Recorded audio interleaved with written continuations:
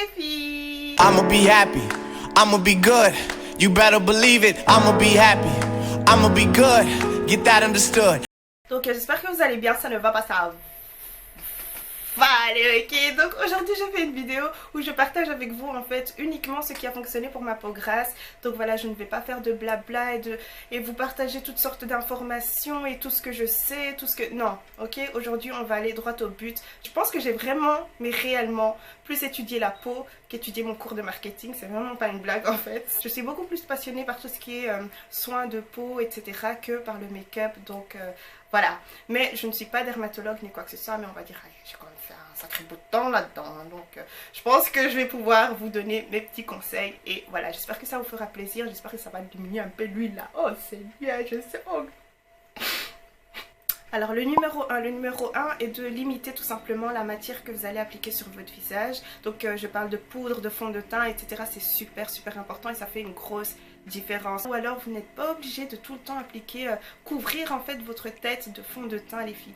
Tout ce qui est correcteur, etc. c'est fait pour corriger les imperfections et le fond de teint c'est vraiment pour unifier le tout, etc. Le fond de teint n'est pas fait pour camoufler tout ce qui est imperfection, etc.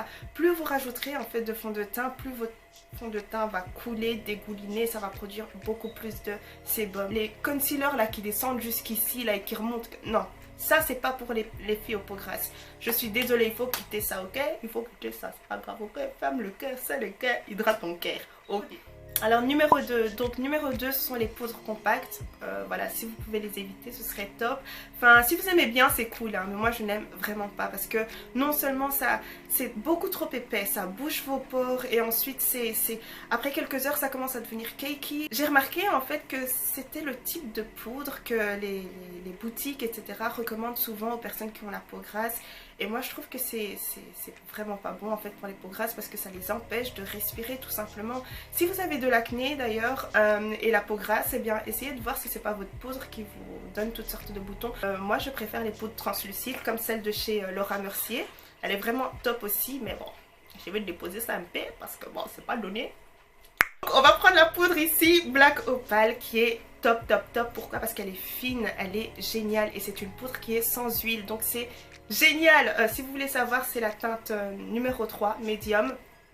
C'est ce que j'utilise mais c'est un peu foncé pour moi donc va falloir que je change mais j'aime beaucoup. Essayez d'éviter tout ce qui est poudre minérale etc. parce que ces poudres là en fait elles sont faites pour vraiment donner un aspect naturel à la peau, donner cet effet glowy, discret, etc. Mais nous, on veut pas de glowy, ok? Non, on veut pas de glowy. On veut pas, on a déjà la peau qui brille assez pour rajouter tout ce qui est poudre minérale, etc. C'est très joli, ça donne un aspect vraiment naturel, très joli, etc. Mais on veut éviter, ok? Ferme les cœurs, serre les cœurs et hydrate ton cœur. Alors la troisième chose, c'est une petite astuce. Je sais que c'est mieux de traiter en fait sa peau plutôt que de camoufler avec toutes sortes de solutions etc. Mais bon ça peut toujours servir aux personnes qui se maquillent hein. Donc le fait de mélanger sa crème hydratante à son fond de teint, je ne sais pas ce qui fait que, mais j'aime beaucoup parce que ça fond super bien dans le visage, ça allège votre fond de teint si jamais il est couvrant ou quoi et ça fait en sorte que le fond de teint reste plus longtemps sur votre visage parce que c'est mélangé à votre crème hydratante, il y a un truc qui fait que en fait. Donc c'est un peu comme une baby cream du coup.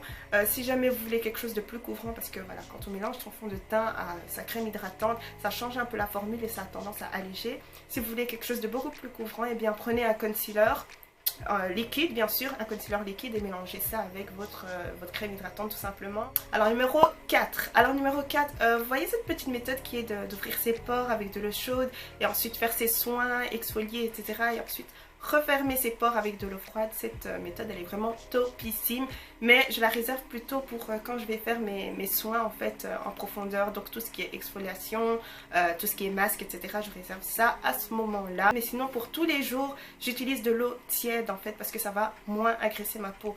Quand vous faites vos soins etc, quand vous lavez votre visage avec de l'eau super chaude, super froide, ça agresse votre peau et votre peau elle se dit I'm coming for you. I'm coming for you. Si jamais vous voulez vraiment utiliser aussi cette méthode d'ouvrir ses pores et refermer, c'est de l'eau chaude, mais pas de l'eau bouillante, hein. Je le dis parce qu'on sait jamais, il y a des meufs qui vont venir. Je me suis brûlée. Tu t'es brûlée, bien fait. Brûle ta bouche aussi, ok? J'ai pas dit de l'eau bouillante, j'ai dit de l'eau chaude et j'ai pas dit de l'eau glaciale, j'ai dit de l'eau froide, ok? Mais sinon, pour tous les jours, de l'eau tiède.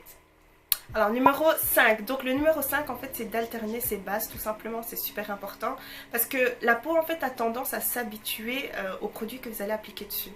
Donc vous allez utiliser une base, ça va fonctionner, après quelques jours, une semaine, vous allez dire ouais cette fille elle m'a escroqué, ça fonctionne même pas, Mac là, je vais aller chercher mon argent. Non, ok, calmez-vous, c'est juste que la peau a tendance en fait à s'habituer aux produits. Donc c'est bien en fait d'alterner de temps en temps, voilà, 3 jours vous utilisez une base, les 3 prochains jours vous utilisez une autre base et revenir à son autre base, enfin vous voyez, et pour faire en sorte que l'huile est bien, l'huile, j'ai dit l'huile de palme ici, j'ai dit pas les sébum, c'est doucement, l'huile c'est huile, ok? Donc pour que l'huile diminue, pour que l'huile se calme un peu, c'est ce que je fais, j'alterne les produits tout simplement. Essayez de prendre des bases matifiantes. Chaque base en fait a un rôle, ok? Faites attention à ça, c'est pas la première base que vous allez voir, que vous allez prendre tout simplement. Il y a des bases qui sont faites pour illuminer, ça on veut pas. On veut pas de base glowy, on veut pas de base hydratante ni quoi que ce soit. Je sais que c'est joli mais c'est pas pour tout le monde, ok? Nous les oily girls on peut pas. On veut vraiment les bases qui vont vous matifier ou alors les bases qui vont garder le fond de teint sur son visage parce que c'est pas facile quand on a la peau grasse. Donc voilà. Alors moi les bases que j'aime vraiment beaucoup c'est celle de chez Becca et voilà j'alterne avec celle de chez Nivea Men et des fois je vais prendre voilà celle de chez Essence ou quoi. Alors numéro 6, c'est quelque chose qui m'a vraiment beaucoup aidé, que j'aime vraiment beaucoup, c'est le fait de se démaquiller en fait le visage avec de l'huile topissime. Je vous promets que vous allez vous dire ouais non mais j'ai déjà le visage super gras, je vais encore me démaquiller avec de l'huile etc, c'est trop gras. Non, je vous promets que c'est la meilleure manière de se démaquiller, surtout si vous avez la peau grasse. Et donc voilà, moi ce que j'utilise c'est une petite huile ici de chez Simple, elle est topissime. Comme vous voyez, voilà, elle est quasi terminée, elle est super légère, elle n'est pas parfumée. C'est du Grape Seed Oil, je ne sais pas comment dire ça en français mais je vous mettrai la traduction ici.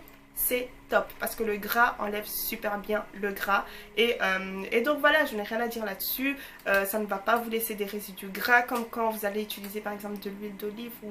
Moi personnellement l'huile d'olive je n'aime vraiment pas pour démaquiller, me démaquiller parce que c'est beaucoup trop gras, ou alors l'huile de coco etc. Non, pour moi c'est beaucoup trop gras et à long terme ça a tendance en fait à vous boucher les pores et à vous donner toutes sortes de boutons.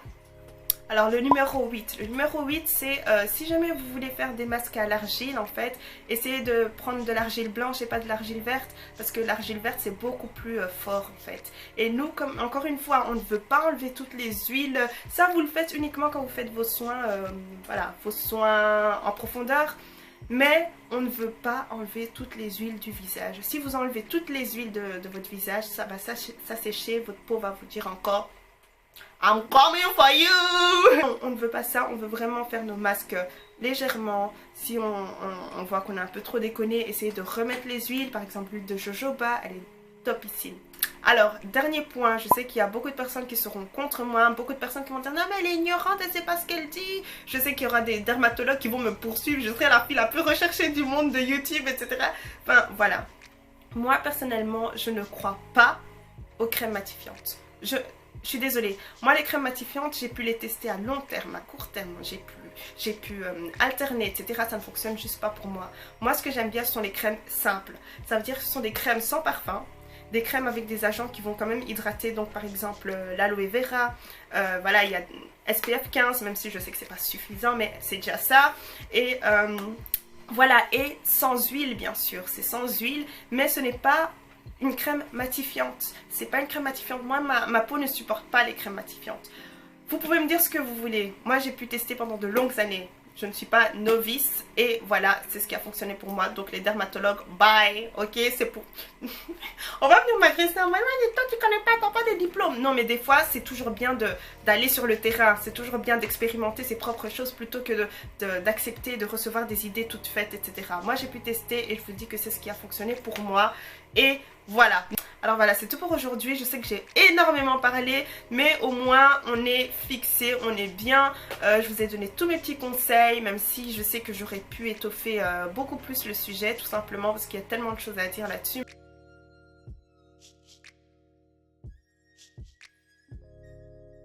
I put the wear down, I'm glowing like the sun. I move to higher level and God is concerned. So everything I do and everything I wanna is all about G-O-D-A.